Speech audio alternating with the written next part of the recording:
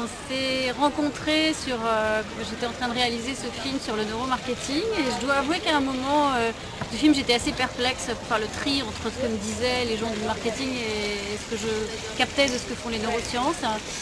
Et voilà, vu les différentes activités d'Hervé Schneewes, j'ai décidé d'aller le rencontrer et étrangement il m'a décoincé, pas en parlant du tout de neurones, mais en parlant d'une série américaine qui s'appelle Lie to Me.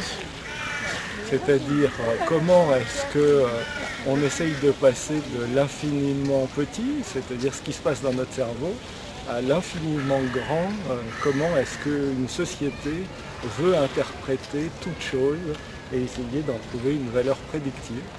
Et je crois que le film de Laurence Sarfati montre avec beaucoup d'humour à quel point il y a une distance, pour ne pas dire plus, entre la réalité des recherches scientifiques très importantes qui se font en neurosciences et l'utilisation que certains cherchent à en faire, ou à en dire, parce qu'on parle beaucoup et on rit beaucoup dans le film.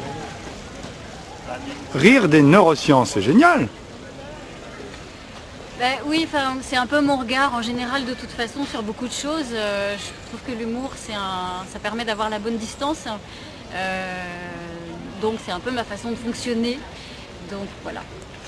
Et puis si le rire est le propre de l'homme, comme le but ultime des neurosciences c'est d'essayer de mieux comprendre l'homme, il vaut mieux aussi savoir en rire.